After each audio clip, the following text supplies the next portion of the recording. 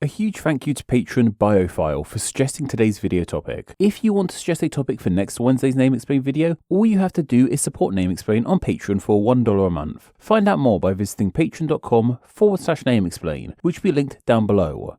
Anyway, Matt Smith is an actor known for playing the best version of the Doctor. Ozzie Smith is an MLB shortstop who played for the best team, the Cardinals, and Patti Smith is a singer who was deeply influential in the punk rock movement. Minus the fact that these are three humans who are famous for reasons, there isn't much that connects them together, except of course, their last names. All three of these people have that last name of Smith, and obviously they're not the only people on the planet with that last name of Smith. In England and Wales alone, there are over 650,000 people with the last name. Likewise, over in the USA, there's over 2.4 million Smiths. This makes Smith the most popular last name in these two countries. And it doesn't end there. Smith is also the most common last name in countries like Canada, Australia, and New Zealand. This makes Smith the most common last name in the English-speaking world. The name even bursts out of the Anglosphere too. Other languages have their own versions of the last name which are popular amongst their speakers too, like the German Schmidt, the Portuguese Ferreira, the Polish Kowal, and even the Japanese Kajia. Smith and its many forms can be found across the globe. But it's also worth noting that Smith isn't the most common last name on the planet. That honour goes to the Mandarin last name of Wang, which belongs to over 92 million people in China alone. So while the Wangs greatly outnumber the Smiths, Smith still holds a special place in the realm of English last names. It's the most dominant of them all, and thanks to this, it has become more or less the definitive last name of English. Like, if someone was asked to make up a random generic name, they would probably say something like John Smith or something.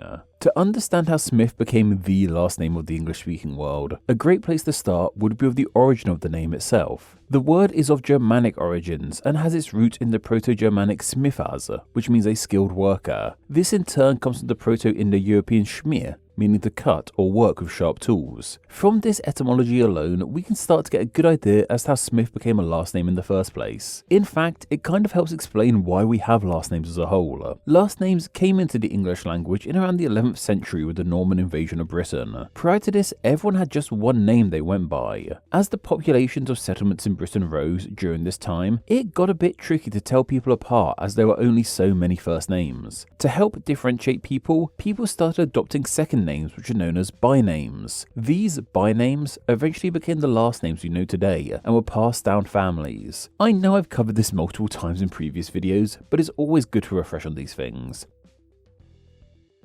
These bynames which became last names came into being, on the whole, in one of four ways. They could come from the location of the bearer. This is how we got last names like Hill or Woods. They could also come from family relations, like a last name such as Williamson, having its origins as meaning William's son, or son of William. They could be inspired by the characteristics of a person, like the last name Short having its origins with someone who was smaller in stature. And of course, we have occupational bynames, ones that relate to the jobs the initial bearers had. Smith is of course a prime example of one of these occupational last names. What this means is that Smith began life as a byname for people who worked as Smiths, and then over time it became the last name of Smith we all know today. If your last name is Smith, it's highly likely that someone in your past worked as a Smith. While that explains to us how he got Smith as a last name in the first place, it doesn't really explain to us why Smith, out of all of those names which came into being in the 11th century, ended up becoming the top dog of last names. Like, surely there are more people living by Woods who ended up with the last name Woods,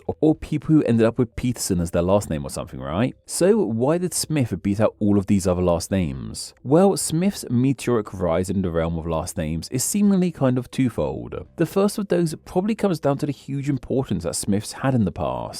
Smithing involved the forming and melding of metals, from horseshoes to weapons to armor to construction. Smiths could take on all kinds of challenges. As smithing was so important, it meant that many people took up this line of work. In Britain's far past, most settlements, regardless of size, had a smith there. Even nobles like monarchs and dukes could have their own private smiths who worked just for them. This abundance of smiths is probably a key reason why so many people have that last name today. It was of course a highly respected line of work too. too. This meant that those who were smiths would have taken pride in their work and happily have used it as their byname. I can't imagine someone in the Middle Ages who had a job which was seen as less desirable would use that as their byname. The other reason as to why Smith possibly became English's top last name is down to the huge variety of smiths there really were. Today, we mainly link the last name of Smith with people who are blacksmiths as ancestors. Yet in the past, and even to this day, there are way more than just blacksmiths. Smith at its core came to mean someone who works with metal in general, or in a trade which involves things like forging and melding of some kind.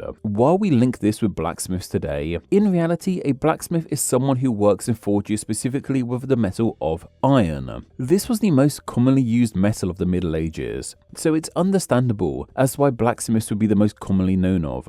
Yet there were other metals used during this time, and in this day and age too, and those who worked with other metals found themselves using different smith titles too. A brown smith, in example, worked with copper, a green smith with brass, a grey smith with lead, a white smith with tin, and a silver and goldsmith worked with, unsurprisingly, silver and gold, respectively.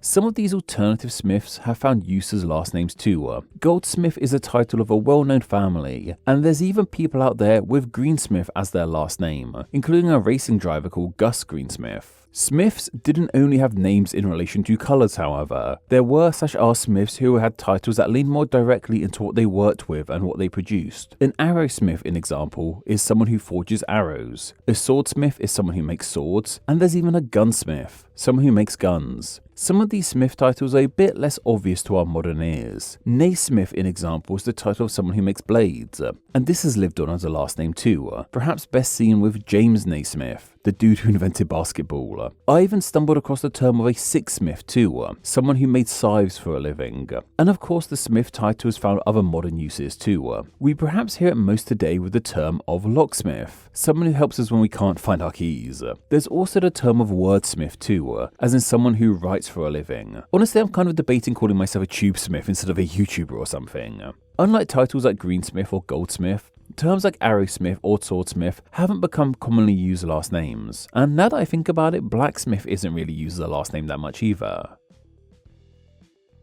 But while many of these smith titles didn't end up as last names as a whole, it's highly likely that many of them were too shortened to just smith like blacksmith was. What this means is that while everyone with smith as a last name today probably has an ancestor who was a smith, they might not have been a blacksmith. But they could have instead been a greensmith, or a whitesmith, or even an arrowsmith. But it's due to these factors, and from the abundance of smiths in the past, their respectability, and the fact that the last name Smith relates to way more than just blacksmiths, as to why Smith has become the last name of the English-speaking world, and why it's highly likely that your last name could be Smith too.